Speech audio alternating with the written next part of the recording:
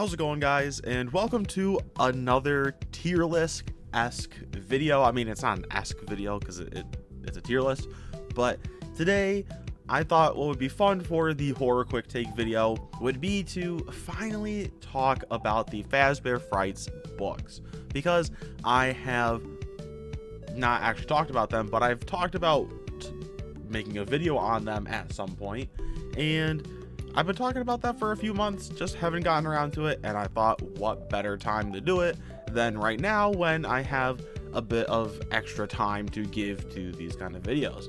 So we're finally doing it. I'm finally talking about the books, and I thought a tier list would be a fun way to do a breakdown of these. So I have all 12 of the Fazbear Frights books here, and the little Stitch Wraith dude represents the epilogue because I thought it would be fun to include that on here too. So when I talk about the books, I'm going to talk about the 3 stories that each book contains, and then I'll do the epilogue at the end as a separate story, because it really is a separate story. So anyway, without further ado, this video is probably going to be a little bit of a longer one because I'm going to kind of break down each book. So probably the best thing to do would just be to put this on as like background noise. So anyway, let's do this. Let's finally talk about these books. And how I'm going to do this is I'm going to kind of just break down each book and go over each story and then rank the book after that. So give a little like plot synopsis of each story and then go from there. So anyway, again, let's just get right on into things with Into the Pit, which is the first book and first story. So the Into the Pit story is more boring than I thought it was going to be. When you play the game, which I actually played the game first and then I read the story, the game makes it a bit more fun. It's a longer story and there's more going on. The book, there's really not a whole lot going on. It covers the same points. You play as Oswald, you go to the Jeffs, you jump in the ball pit, the iconic time traveling ball pit, you go back in time, weird Springtrap dude's there. He's like, ha ha ha, I did the missing children's incident. And then he follows Oswald home. He becomes Oswald's dad. Some shenanigans happen. And then he gets his dad back and Springtrap dies. It's fairly boring though. Like when you play the game, there's like escape scenes and there's the other animatronics are active and they're walking around and you gotta like do all this kind of stuff. The book is just, it just happens. It's not terrible, but it was a lot, I guess, more disappointing than I thought it was going to be. So it's just more boring, but it's not a bad story. The second story in this one is To Be Beautiful, and this one is the first stinker of these books. It is not a good story. It's sometimes an uncomfortable story, and it's just weird. So To Be Beautiful involves this girl, I don't remember her name, and she's kind of like a little bit of the outcast of her school, and she walks by a junkyard. She sees Eleanor, who kind of looks like Circus Baby. She takes Eleanor home. She's like, ooh, can you help me out? And Eleanor's like, I'll help you out. I'll help you be beautiful. And the girl's like, all right, cool. And then the rest of the story happens. Every day something new about her changes so that she's more beautiful, and then she has this little like remnant necklace that she has to wear. But then one day she's hanging out at school with the boy that she likes, and she like slips on a banana peel and the necklace flies off somehow, and she starts turning into a pile of junk. So she runs back to her house and collapses into a big pile of junk on the ground, and Eleanor's like, oh, actually I took your appearance, and then she leaves. And it's something. I'm not a big fan of it. It's not a great story. It's fairly predictable. It's kind of just there. I don't like it. It's not good. And they mentioned the word busts referring to a specific part of a person's body way too many times for a FNAF book. I don't like it. It's not a good book. Yep. Anyway, that's all I want to say about that one. Moving on to the best story out of these 3, Count Your Ways. I actually kind of liked this one. It's not like the best, but it's actually not terrible. So this is the one where there's like some goth girl or like emo girl. I don't know. She's somewhere in there. And she is living with her grandpa because her parents don't care about her. She goes to school. She meets this new boy that she likes. They hang out, but then the boy actually gets a girlfriend that's not her, and she gets super upset at him, and they get in a big argument, and then she doesn't like her family because yada yada yada, and she goes and she hides in Funtime Freddy because he's just hanging around. He's just there. He's just chilling, and then he activates and he's like, you can't escape. I'm gonna just list some different ways that you can die and just pick one. So she picks beheading, and the story ends off with like, ooh, did she die? But then the epilogues confirm that, yeah, she got her head chopped off. So she dies. It's a fairly straightforward story, but I actually didn't mind it. It was more compelling than the other two I found, and had at least a little bit more going on. So it wasn't terrible, but all around, you know, the first batch of stories, they're okay. It wasn't a good showing to be the first book. I'm gonna put Into the Pit in the not great category, which is the middle of the road one. It's a weak showing for the story. Well, for the books. But things get better with the next one, because book 2, Fetch, is one of the better books of the series. This one consists of the first story being Fetch, the namesake of the book, and it involves this kid. He's got like a group of friends, and they go and they find an abandoned Freddy's, and they find an old abandoned animatronic dog that he links up to his phone, and the dog like listens to his commands. So if he like texts somebody something that's like, hey, I really need this, then Fetch will go get it for him. And so the story kind of revolves around the kid, I don't remember his name, being like, shoot, I didn't mean to say that, and then Fetch goes and does something bad because that's interpreted what he said. So for example, he's like, hey, I wish I was super lucky. My uncle has a very convenient lucky finger. And then the dog goes and steals his uncle's lucky finger. It's weird, but it's not terrible. It actually reads pretty decent. And it's the weakest out of these 3 in this book, but it's not bad. So all around, it's a pretty decent showing of a story, and much better than what we had in the previous book.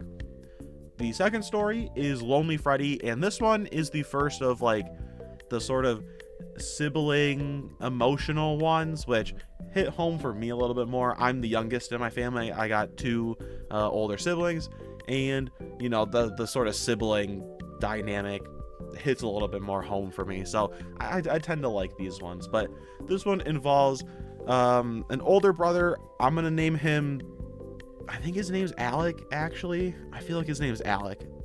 We're going to go with that. And then he has his younger sister. I'm going to call her Ruby because I don't know her name. So you got Alec and you got Ruby. And Alec's like the troublemaker. He's the one that like the family's like, what's wrong with him? He's causing too much trouble. And then Ruby's like the nice one. She's just the super nice kid that doesn't do anything wrong and is super perfect. And so Alec doesn't like his sister because she's perfect, but she just wants to have a good, you know, like brother-sister connection that's like just like a healthy family relationship. That's what she wants. And so the story goes around with, it's leading up to Ruby's birthday, and she just wants to do something nice for her brother.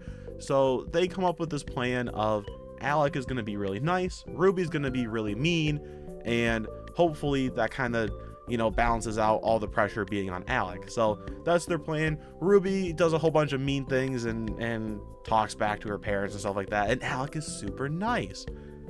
And then the day of her birthday comes around, and they go to Freddy's to celebrate, and there's this stuffed Foxy toy that Alec really wants, and Ruby wins it as a part of a prize, and he's just super upset that she won it, because he's like, oh, she just wanted it for herself. She didn't want to, you know, help me out. And he gets super upset. But then she won the prize for him, and he feels super bad that, like, that she did something nice to him, and he thought that she was just being selfish and mean.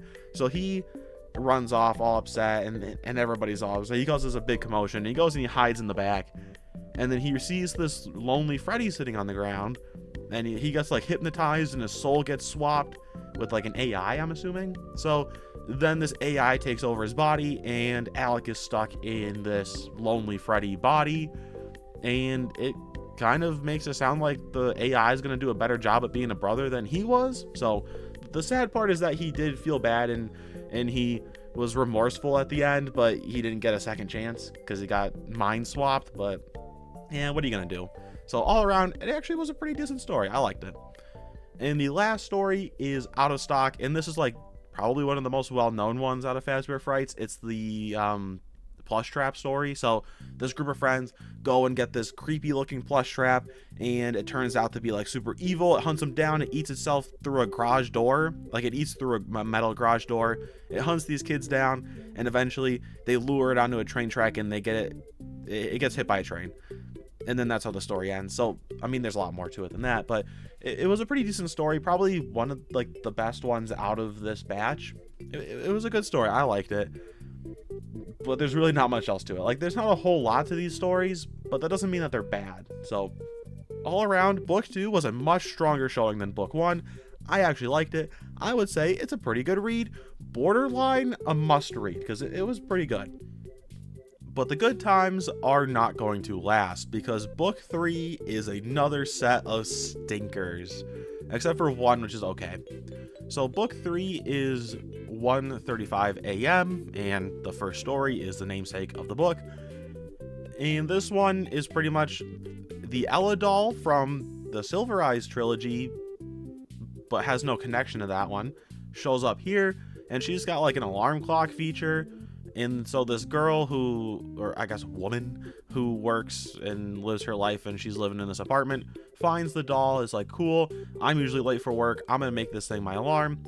She set the time to the like AM instead of PM or something like that, or like set it to PM instead of AM, I don't remember.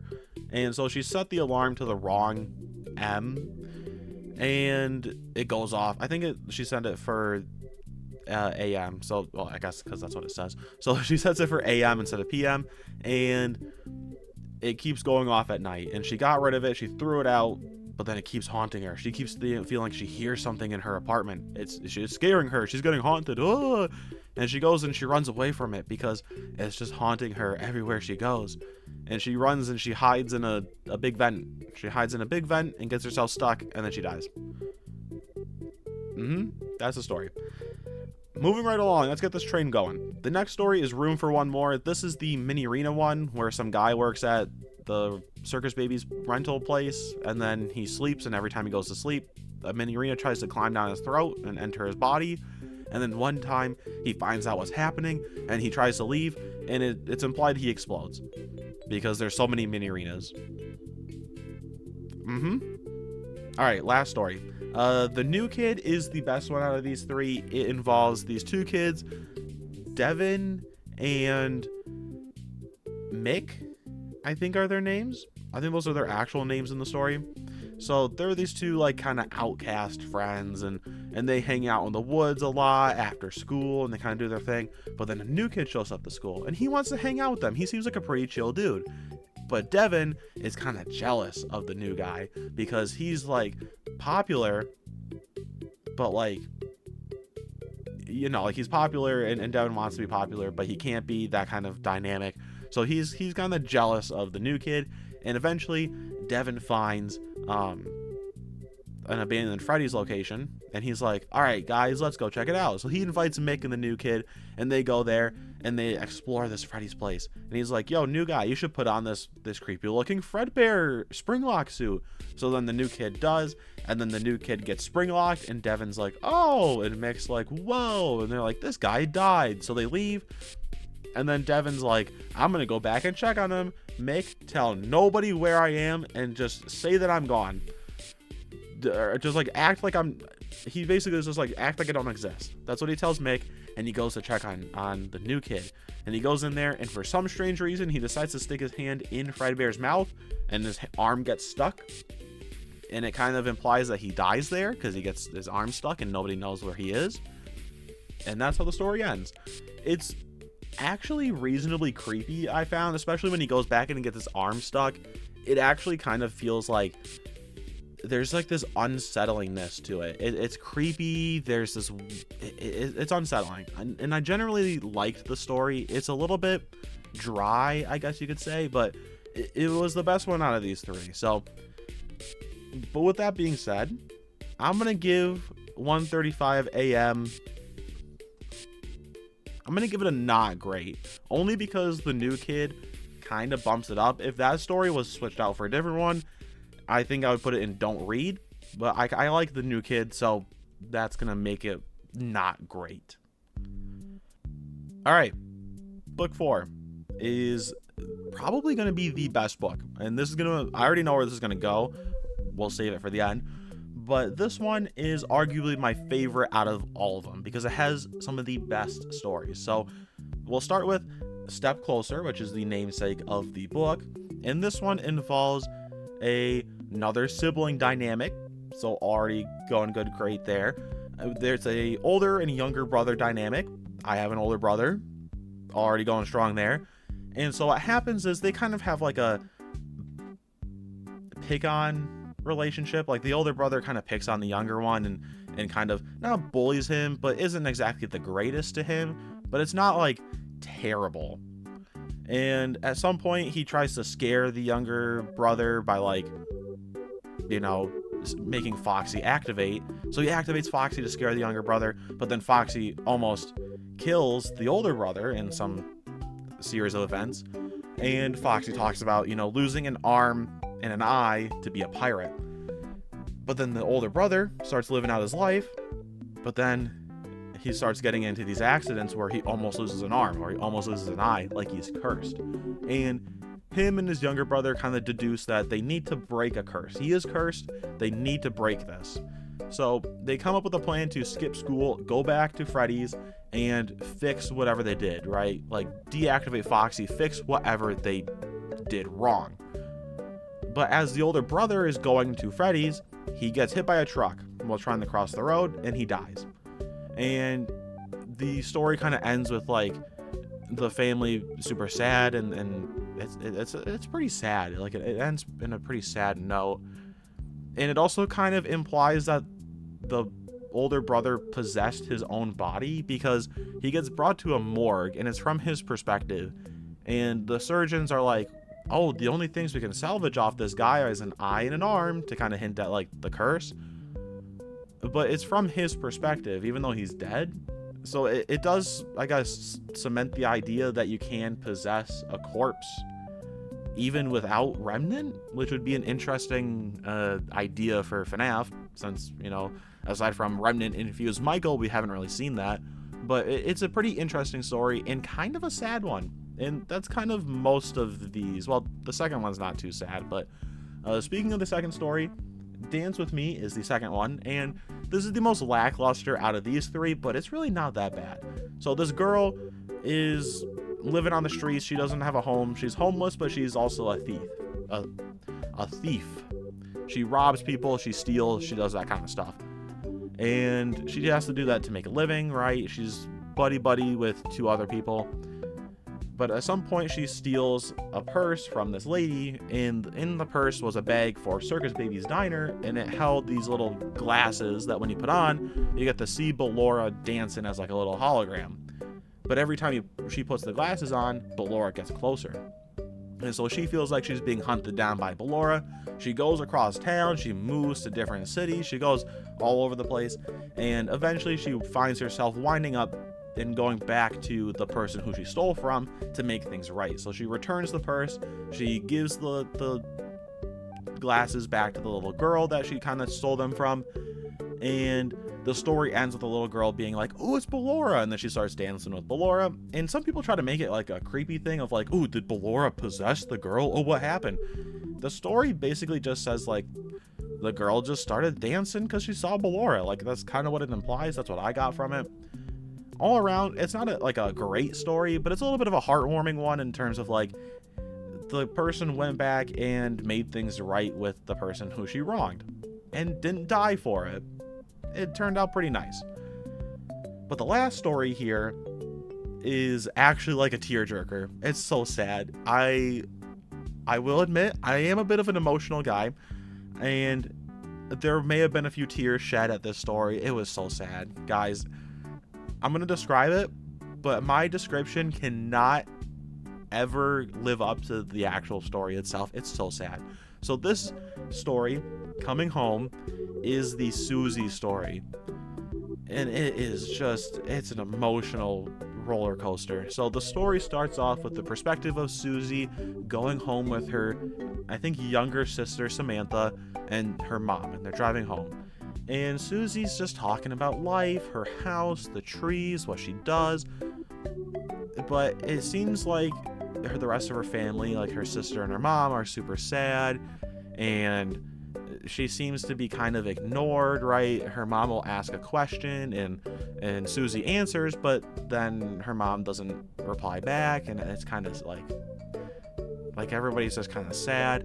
And Susie goes to bed with Samantha because, like, you know, they sleep in the same bed.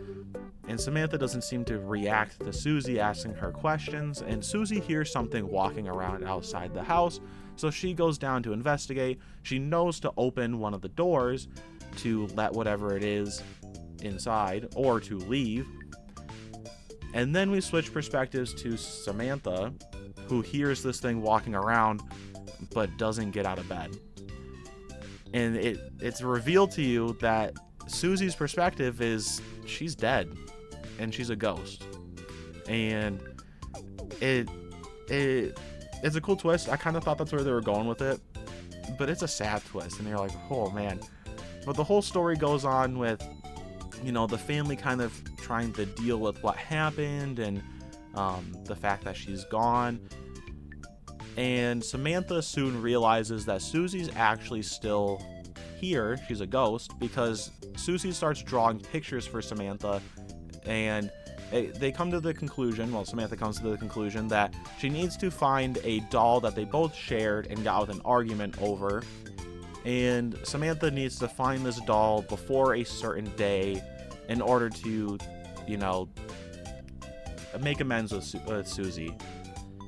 And so Samantha goes on this wild goose chase to find the doll, and eventually she does find it. But one of the nights, it turns out, so the thing walking around outside, we find out that it's actually Chica herself. So Chica is the animatronic walking around outside their house, and Chica's there to bring Susie back to Freddy's. And it's not like Chica's in like some sort of vision. Like, the animatronic itself is actually at their house.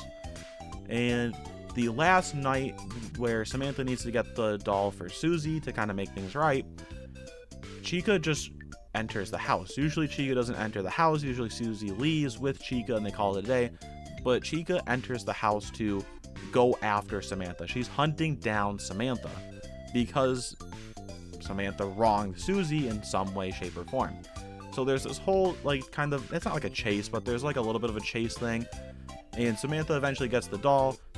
She's at the tree where they used to hang out, and she gives the doll to Susie, I'm pretty sure, or there's some sort of like reconciliation there, and she sees Susie as like a ghost, and she makes things right with Susie, right? They reconcile, and there's a little bit of like a goodbye, right? Samantha's able to actually say goodbye to her sister without her just like randomly, mysteriously being, you know, kidnapped one day, right?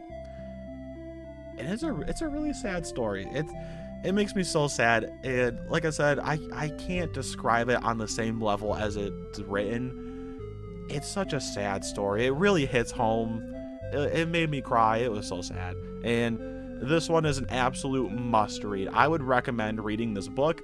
And if you don't want to read the whole book, at the very, very least, at least just read Coming Home, because it's so sad. It's a great story, and I could not recommend it enough if you're looking for anything to, you know, that's FNAF related to read, or if you're just looking for a sad story that's like a sad, heartwarming story, because it's a sad story, but it ends on a good note. if that makes sense. Like, it's one of those joyfully sad stories. So if you're looking for something like that, I'd recommend this one. It'll hit home. It'll hit home.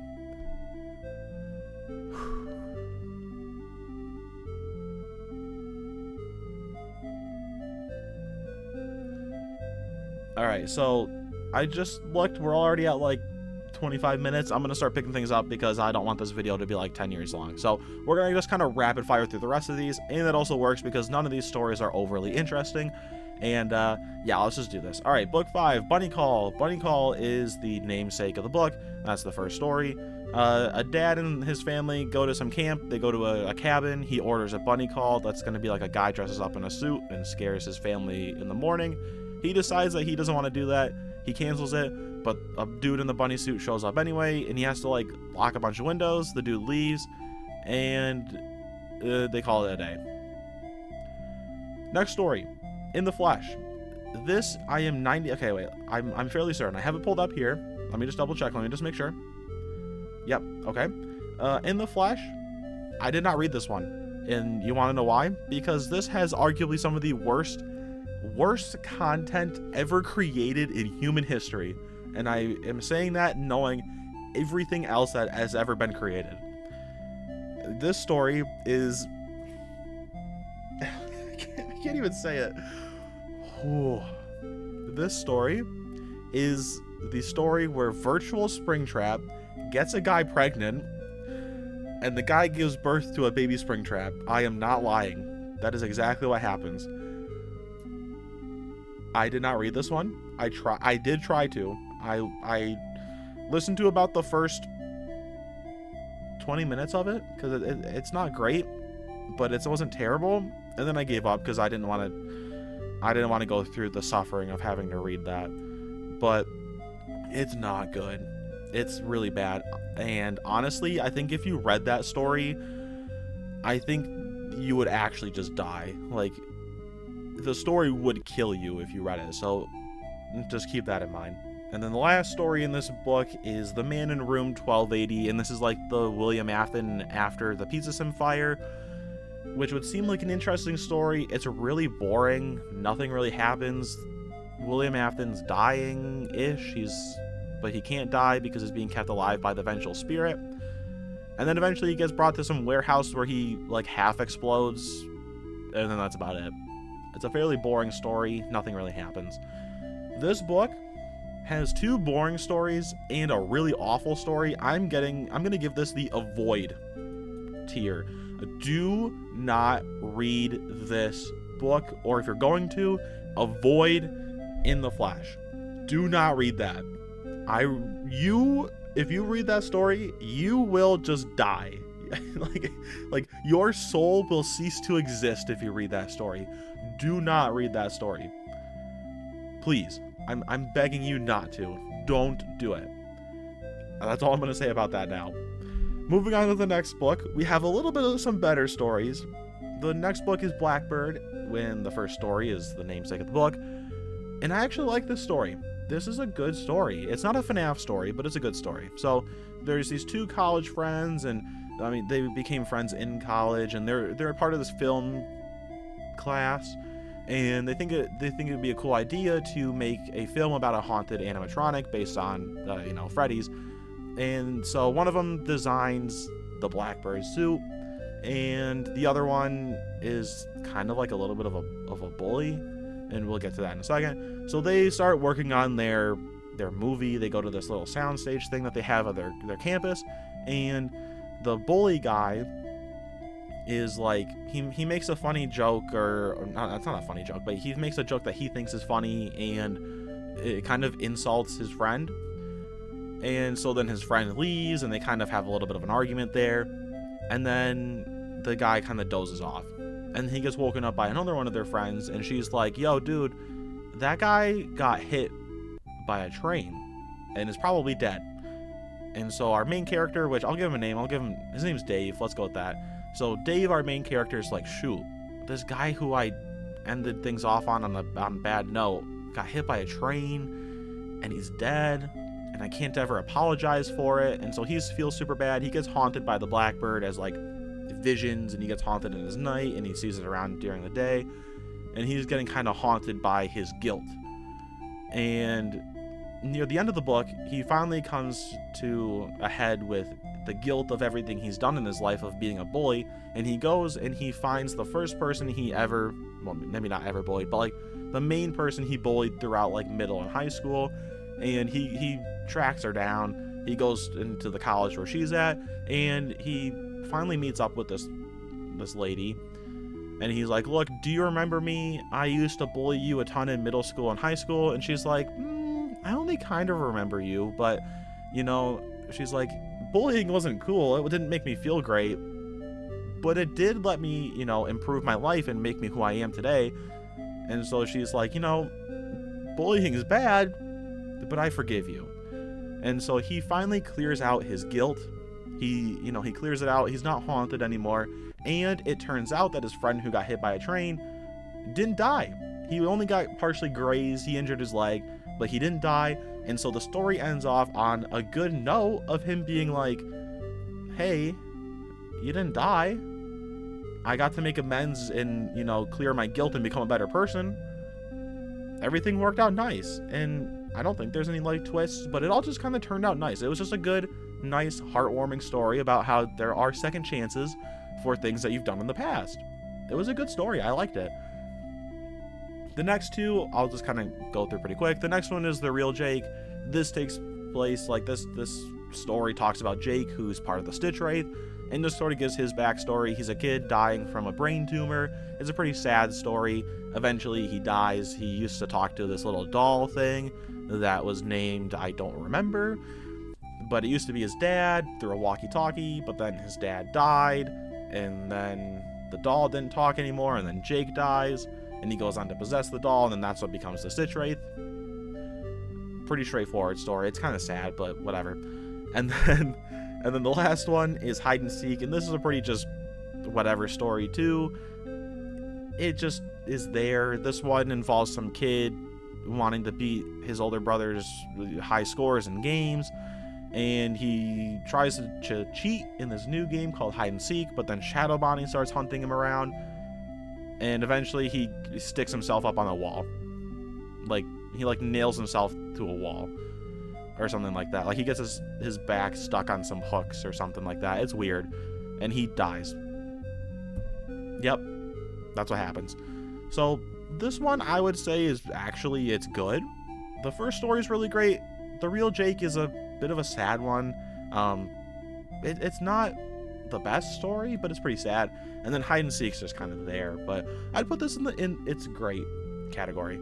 And now that one's done, the rest of these are going to be a quick fly through because nothing happens in any of these other stories except for maybe like Felix. But yeah, I'm just going to fly through all of these. So book 7 is The Cliffs, and obviously the first story is the namesake of the book. This story is the most boring out of any of them. This dad has a little kid, and his son is like, hey, I want to, you know, get a Freddy toy. It's like Psychic Friend Fredbear. So his dad buys him one. The kid loves the toy. The kid's hanging out with the toy in the backyard. The dad leaves for like 2 seconds, goes back, his kid's gone. He's like, what the heck happened to my kid? The toy's like, you should go check the cliffs. And he's like, don't tell me that. That's where people jump off to, you know, that. And so he's like, don't tell me that because I'm not gonna die. I'm gonna look for my kid.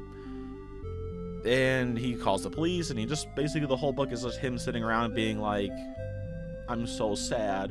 And then he goes to the cliff and he throws the toy over the side of the cliff because he's like, you're just dumb, and he throws it over the side. But then his kid was actually there the whole time at the cliffs, and he was like hiding in a little cave because he got lost or stuck or something. And the dad saves the kid, and he's like, what are you doing? You shouldn't have done that, blah, blah, blah, blah. But it's so good to have you home. They go home, and the story ends. Next story, The Breaking Wheel. This is like a creepy one. This is one where there's a kid named Julius. He's a bit of a bully, and he made like an exoskeleton suit for one of his classes. And our main character, I don't have a name for him. He hangs out with these other 2 twins. I'll name the twins Pickle and Sherry. And so the twins Pickle and Sherry are like, hey, come over to our house after school. And the main character's like, sure. And before he does that, though, he locks Julius in Julius's exoskeleton suit because he wants to, you know, pull a prank on him because Julius isn't the best guy in the world. He's kind of a bully. So he locks Julius in and he's like, this will teach you for being a bully. And he goes home with Pickle and Sherry. And so Pickle and Sherry have a younger brother who I think his younger brother. And he starts to play with one of the machines Pickle created using one of the remote controls. And the whole time our main character is like, ooh, the remote control might actually be connected to Julius's exoskeleton, because there was some talk about that earlier in the book. And he's like, uh-oh, I really hope whatever crazy things the kid's making this little toy do isn't happening to Julius. But then it's kind of implied like, maybe it is. But then it's also like, maybe our main character is just crazy. But then Pickle and Sherry are like, we're going to go out for drinks. Do you want to come with? And he's like, no, I'm good. And then all three of the kiddos leave. Pickle, Sherry, and their younger brother leave. And so the main character is just left alone in the house. And he's like, uh-oh, I'm scared. And he goes and he looks around the house because he's like, I think Julius and a big spider endoskeleton thing are here. And eventually it turns out, oh yeah, no, he's actually here. The entire time it was implied that like maybe Julius is actually okay and none of this is happening to him. It's like, no, it actually did. And he's a big twisted corpse. And the big twisted corpse decides to just like jump tackle our main character and like lays on top of him. And then the Pickle, Sherry, and their brother come home, and the brother starts playing with the toy and kills our main character by twisting him up with Julius and the big exoskeleton. Interesting story. All right, next one is He Told Me Everything. This is the Fazgoo story, the titular Fazgoo story. Basically, Fazgoo just clones you. You stick your finger in a big thing of Fazgoo or something like that, and then the Fazgoo just makes you. And then you tell the Fazgoo clone all your secrets. Yep. I'm giving this book a don't read. Don't waste your time on this one. Alright, let's fly through the rest of these. Gumdrop Angel. This girl so you have a girl character, and then she has a younger sister. And the younger sister, it's her birthday, she wins the prize of Gumdrop Angel, which is like a person-sized gumdrop candy thing that moves around, and the kids ravenously swarm and eat it like a pack of locusts straight out of Jurassic World Dominion. And the main character's like, that's a bit weird, but she runs into some worker there, and she falls in love with the worker, and she's like, oh, Billy, you're so cute.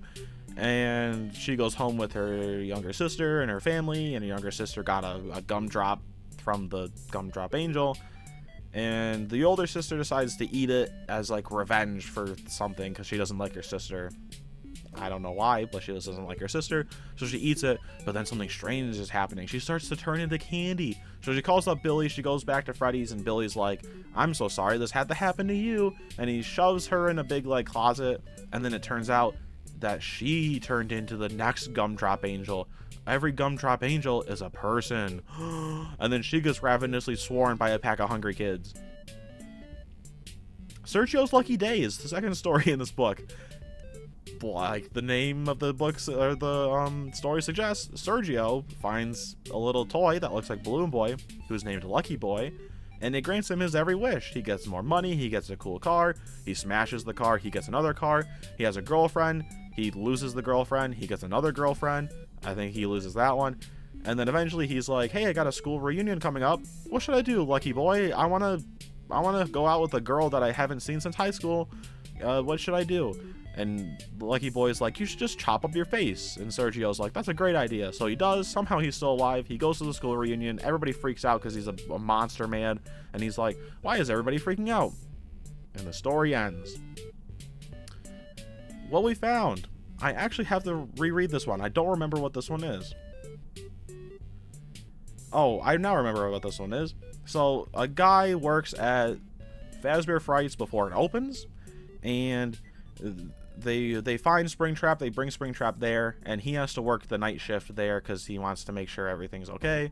So he's working there, but then he starts getting like haunted and the hallucinations, and things start happening to him, like it's crazy, and he starts seeing things, and he starts getting hunted by Springtrap, and eventually he hides in a big oven and he dies. He gets cooked alive in a big oven. And there's some like family issues, like he had a bad father and stuff like that get tied into that, but he dies. Gumdrop Angel, I'm giving that a don't read. Don't waste your time on that one. It's pretty boring. Next one, Puppet Carver. Namesake of the book, Puppet Carver. Story is there's this restaurant that has animatronics, and the boss isn't a great dude, and he has a handful of employees. One of the employees creates a big machine that can turn a log of wood, like a Minecraft log, into an actual animatronic. And so he tries to demonstrate that for the boss, but the machine doesn't work. It breaks down, and the boss is all upset, and he fires everybody.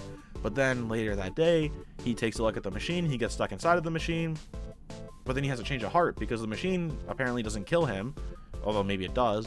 And so he has a change of heart, and he goes on a walk, and then eventually he runs into a big Phasgoo monster that just kind of shows up, and then it leaves just as fast as it showed up. And then he hires everybody back. He's like, everybody come on back to my restaurant, I'm gonna be nicer to you. And he turns into a really great guy. But then it's also implied that he might be a Phasgoo monster because there's like organs and guts left in the machine, so it's implied that he got gutted and replaced by a Phasgoo monster. Yep. Next one, jump for tickets. There's one of those like ticket air machine, kind of, you know, like those big vacuum tunnels, but like you have to jump to get things moving, I think.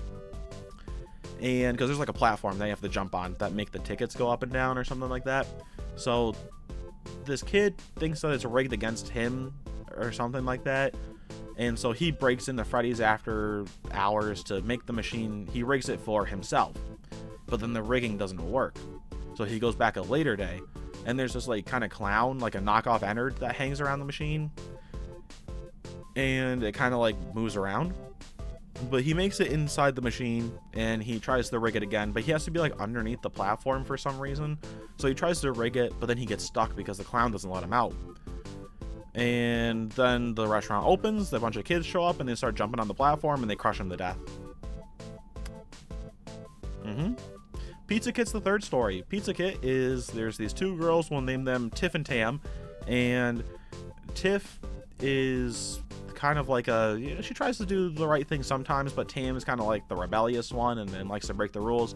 And so Tiff and Tam in their class go on some vacation to a field trip, not a vacation, a field trip to Freddy's like factory thing. And so they're like, whoa, this is kind of cool. But then Tam's like, we should go off the path and go up these catwalks. So Tam takes Tiff up these catwalks. Tam does something stupid and falls off, and Tiff thinks that Tam's dead. And so Tiff goes back, and the whole class is like, hey Tiff, where's Tam? And Tiff's like, I don't know where Tam is. Tam does her own thing. And then the class is like, okay. And the whole time Tiff thinks that Tam got ground up into pizza sauce. And so she gets her pizza kit from the Freddy's place, because that's what the name of the story is. So she gets a pizza kit, they all do, but she thinks her pizza kit is actually made up of Tam and that she's gonna eat Tam. But her whole class kind of like peer pressures her into eating the pizza. So she eats the pizza, and she's like, I feel so sick because I ate a person. And then she goes home and she's like, I feel so sick because I ate a person. And she jumps out her window. And then we switch perspectives to Tam, and Tam's like, yeah, I'm not dead. You know, I was just faking. I fell off the catwalk. It hurt a little bit, but I'm okay. And so she goes to Tiff's house to be like, hey, I'm actually okay. And then Tam sees Tiff jump out her window and die. Yep. That's these stories. That's what's worth so much time. Don't read this one. Next up, we got Friendly Face, book 10. In the namesake of the book, Friendly Face, there's these two kids. We'll name them Garfield and Larry. They find a cat, and they raise the cat to be their own little pet, and the cat's a super sweet cat. But then one day the cat runs out into the road, and Larry chases after it, and the cat and Larry get hit by a truck, and they die right in the middle of the road. And Garfield's like, oh no, they died, and he's super sad. But then he sees an ad from Fazbear Entertainment that's like, hey, if you send in DNA of your dead pet, we'll basically clone it into a robot for you, and it'll be a robot cat with your pet's face on it, kind of a thing, right? And so he orders one. He goes and collects DNA sample off the road, because like the cops and authorities just left the kid's blood smeared all over the road. I don't know why they did that. They didn't even bother cleaning it up, I guess. So he gets like a strand of hair that he thinks is the cat because he wants the cat back. So he sends that into Fazbear. Fazbear's like, all right, cool, thanks. They send him his pet, and it turns out that he sent both cat hair and his friend's DNA. So they send back a cat with the dude's face on it. It looks exactly like the cover of the book. And he gets kind of haunted by this thing, and it's just a robot, so it tries to be nice, but he gets haunted by it, and he's like, this is scary. And eventually he runs into the road, and he gets hit by a truck, and he dies. The next story, Sea Bonnies. This brother and younger brother go to Freddy's. The younger brother wins some Sea Bonnies, which are kind of like guppies. And so he likes the Sea Bonnies, but the Sea Bonnies hate the older brother, and they like talk to him through like some sort of psychic connection. Like they can talk with their minds to him, and he gets super scared, and he flushes them down the toilet because they ate the goldfish. And so he flushes them away, and he's like, haha, they're dead. But eventually he goes to get a drink of water, but then he accidentally drinks a Sea Bonnie or something like that, and the Sea Bonnies start eating him from the inside out. And eventually he just turns into a big pile of Sea Bonnies that become him, and now he's just a person made out of Sea Bonnies. Together Forever. Oh, I remember this one. This one is there's these two girls. We'll name them Kat and Pat. So Kat and Pat are these two girls, and they're like the popular girls in high school or whatever. And they're like, we're the popular girls. But they take like a mechanic class for some reason, like an animatronic robotics class. Don't ask me why. So they take this class, and there's these other two girls. They're younger girls, and they're like the nerdy ones, and we'll name them Jen and Jan. So Jen and Jan are the nerdy ones, and Kat and Pat don't like Jen and Jan. So Kat and Pat get a big robot pig as their assignment to work on for some reason. So they're gonna program the pig to take Jen and Jan, I almost forgot their names. They programmed the pig to take them and stuff them in the stomach hatch because the pig has a stomach hatch. So they're gonna program the pig to do that at like prom or something like that, and then make a fool out of Jen and Jan. And so Pat and Kat, or Kat and Pat, whatever, are like, let's do this. And they go after school to work on the thing, but then something happens, like there's like a rat or something like that, and it scares them. And they program the machine wrong, so the pig starts to take Kat and Pat and stuff them inside the stomach hatch. So they both get stuck in the stomach hatch and spring locked, and they both die. And they get crushed up into like a ton of different pieces. And then they also programmed it to serve. They were going to program it to serve them, but then they switched the names around. So now the pig serves Jen and Jan. So Jen and Jan have this like robot pig filled with people that just serves them like a nanny. Yep, don't read this one. Do not recommend. All right, Prankster. Hey, we're finally on something else that's not just boring stories that are just a waste of your time. I mean, it still is, but you'll see. So we'll save the titular story for the end, because Prankster, I have some things to say about this. Kids at Play is probably the worst story conceptually. Yes, I think it's worse than Springtrap getting somebody pregnant. I think conceptually it is by far the worst story, because what happens is there's this guy, he's like 17 or 18 or something like that, and he drives his truck around. He works for his dad, but he doesn't want to. He wants to live his life and be rebellious or whatever. So he's driving his truck one night, and he's going kind of fast, and he swerves around a corner. He hits this green neon Kids at Play sign. You know what I'm talking about? Like the kid holding the little flag. He hits one of those, but then he also like bumps into an actual kid. I don't know if he kills the kid. I don't remember. I feel like he does, but I also don't remember. So he hits an actual kid too while driving because he was going too fast. And he feels super bad about it, right? Because he hit somebody. But then something crazy starts happening to him. He starts, going crazy. And eventually one night, his body forces him to go back out to the corner where he hit the sign. And he turns into the Kids at Play sign. I am not kidding. A FNAF, a Five Nights at Freddy's story, has a person turn into a plastic neon Kids at Play sign. I don't know how you get much worse than that. I do not know. I don't think there's anything worse than that. Reading it probably reads better, and I'd much rather read that story than the Pregnant Springtrap story, but unfortunately, I did not have the foresight to know what was going to happen in this story. Unlike what happened with the Pregnant Springtrap story, because I knew what was going to happen in that one. So, yeah. This one, not a great story. And then the last one is Find Player 2. This one, there's these two girls. We'll name them, I don't have any names for them anymore. So there's these two girls, and when they were younger, they would hang out at Freddy's and play this hide and seek game where you have to like hide in these little hatches or something like that. But then one day, our main character gets spooked by a creepy looking guy. So she just leaves her friend behind, and she just goes and just leaves her friend behind, and then she just assumes that the creepy guy took her. And she lives out the rest of her life, and she seeks out vengeance for this guy. So she goes in and she hunts this guy down, and eventually she finds him and like kind of beats him up. But the guy's like, hey, I was looking for my kid. I didn't take anybody. I didn't do anything wrong. So I don't know why you're at me about this. I didn't do anything wrong. And then she doesn't believe him. So she goes back to where Freddy's was. It's some different restaurant, but it still has the hatches. So she goes into the hatches to look for evidence. And eventually she gets stuck in there, but she finds out that she actually got her friend stuck in there because she never finished the game. So she finds her friend, who is just a dead corpse because she died in the hatch. But then she gets locked in the hatch because she's an idiot, and then she also dies in there. It's the best one out of these three, I'll say that, but it's kind of just boring. But now we get to the non-boring stories. Or I guess the non-boring story. We get to the second story that I did not read, because out of all the stories, there are only two that I didn't read. Pregnant Springtrap and Prankster. Now you might be wondering why I didn't read Prankster, because this is the Help Wanted one, and I'm pretty sure Glitch Trap might show up. I don't know, I didn't read it.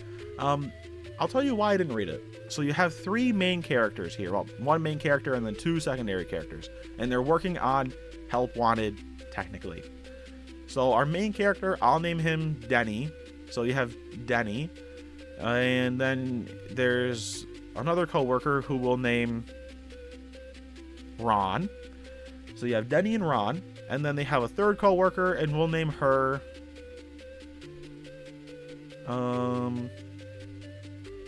Rachel. So you have Rachel, you have Ron, and you have Denny. And Denny likes Rachel, and Rachel kind of hints at liking Denny, at least at the start. They kind of have some little connection there, but Denny's like heads over heels for Rachel. But Ron's kind of a prankster dude, and he likes to prank Denny. So like he put something in his drink and it made him spit it back up, and he whatever like that. And then another time, so Rachel doesn't like Ron doing this, so Rachel's like, Ron, stop doing this and whatever. And then another day they all eat lunch at the same time, and Ron got Denny some like spicy chips or something like that, and he's like, it's super spicy, and Ron thinks it's funny, and Rachel's like, that's not very funny, Ron. And Denny's like, oh man, Rachel's sticking up for me, maybe we're in love. And then the next day he's like, I'm gonna go with Rachel into this testing room that they have to test out the game, and then that way we can be close or something like that, I don't know. But then Ron's like, hey, Rachel, why don't we go test the game, and Denny can, watch on the computers or whatever to make sure everything's working out nice. And they have like this isolated testing room. So Rachel's like, sure, okay. So she goes with Ron to go test the game, and Denny's like, oh, now they're together in the testing room. That's where I wanted to be. And then things take a really weird turn. So we're in Denny's perspective, and he's sitting there testing the game, and he's like, I bet Ron's in there making his moves on her now, and he can hear them like laughing a little bit, and he's like, I bet Ron's just smooching up a storm in there. I bet he's just some tongue-on-tongue action. I bet he's just going to town. And then there's the line that I don't have word for word, but it's pretty much this, and I don't know if I can even say it. It was so uncomfortable. I was at work listening to this story that I just immediately stopped listening to this, and I skipped through whatever the next story was. So Denny's sitting there, and he's like, I bet Ron's just making his moves on her. I don't know if I can say it. He's like, I bet that Ron's got his big meaty paws all over her. Oh, and then I was just, oh, I was like, I can't go on from this. I can't do it. So I just stopped listening to the story. Yep, that's my reasoning.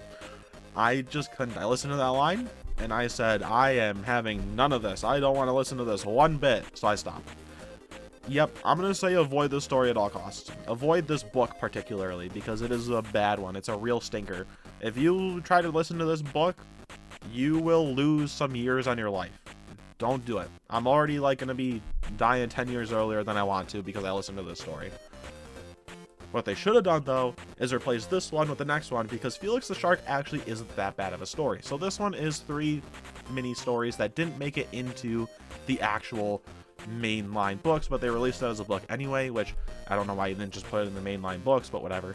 So Felix the Shark is, you know, the titular name of the book, and the story is that this guy has a group of friends. We'll name the guy Ronnie. So Ronnie has a group of friends in college, and they all get together to talk about, you know, whatever, they hang out. And then they talk about Freddy's, and they're all talking about their favorite animatronics. And Ronnie's like, I always liked Felix. And they're all like, who the heck is Felix? I never know of Felix. There's no shark at Freddy's. And he's like, no, there was a shark at Freddy's. And they're like, no, there wasn't. And he's like, I'm going to prove that there is. So he goes on this big wild goose chase to go find Felix the Shark. He does. It's in some hidden, like, water park. It's like buried under a water park. So he finds it. He's like, I found Felix. Let's go. And he decides to go into the tank with Felix, which is like this big ring around the restaurant that Felix will like swim in. And I wouldn't want to get into that water because who the heck knows what kind of like amoeba are in that water. So, but he goes there and he decides to get into the water to see Felix anyway. So he gets in the water, and Felix is like the big creepy shark that's all broken apart. It's not alive or anything, but it's like a big creepy. And he's like, this was a bad idea. But then he realizes that he was an idiot because there's no way for him to get out of the tank because he has to be let out of the tank by the hatch that he went in from. But the hatch doesn't have a handle inside the tank, so he can't leave. And so he just is spinning in endless circles in this awful water with Felix the Shark, and he's gonna die. It reads a little bit better than how I worded it, but it's not a great story, but it's not bad. The next one is The Scoop, and this one is like from a real world perspective-esque thing where FNAF is just a series of games made by a guy, maybe Scott Cawthon, who knows. And they do mention game theory twice, as in like they use the words. They're like, that's just a game theory. And then like later on, they're like, it's a game theory. Like I got it the first time. But this one, this girl's like, ooh, I'm a FNAF theorist, but like a smaller FNAF theorist, almost like somebody else who makes particular YouTube videos about Five Nights at Freddy's content, who knows. And so she's like, ooh, you know, I'm gonna do this thing. So she decompiles pictures from FNAF 3, but then there's this picture she doesn't recognize. It's of some random creepy looking location, and she's like, this is kind of weird. But then she starts getting haunted by like a ghost of a kid, and she's like, this is kind of creepy. And so she goes on this big goose chase to figure out what happened to this kid. Eventually she goes to this restaurant where a kid disappeared, and they think that he was taken by a purple guy, or a guy in purple.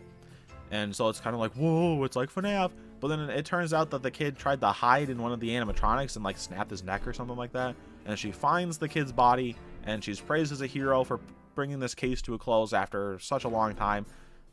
It's actually pretty decent of a read. I went through it pretty quick. It's not too bad. It's a pretty decent story. And then the last one is You're in the Band, and I don't know why the heck they cut this one. So there's this mom and a younger son, and the younger son's like, I love Freddy's, like in Fazbear and stuff like that.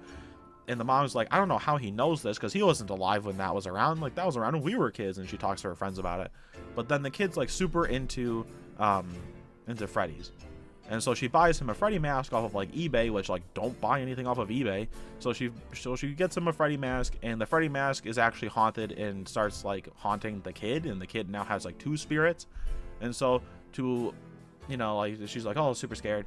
But then there's this other guy who shows up, like a younger guy, and he shows up and he's like asking about the mask, and he's kind of being a bit creepy about it, and he's being a bit weird. So she takes her son and they go out to live with her parents, but then her kid gets lured off by like some big shadowy figure, I think. And so she's like, oh no, my kid, what's happening? My kid's being haunted.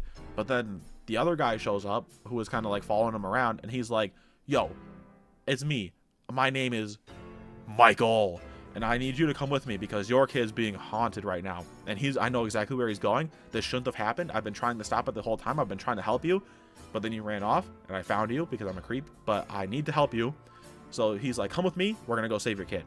So they go back to Freddy's, and the kid like walks up to the stage where all the animatronics are, and the freaking puppet shows up, and the puppet's like doing its little wiggly finger things, and Michael Afton's like, wait, like, not Michael Afton, but it's Michael. So Michael's like, hey, wait a minute, we gotta wait a second before we can take the mask off your kid. And then eventually he takes the mask and he gives it back to Freddy, and the kid's no longer haunted, and the puppet goes away, and the band kind of calms down, and he's like, your kid should be back to normal, ma'am. And she's like, what the heck happened? And he's like, yeah, this place gets a bit quirky at night. And then everybody lives happily ever after.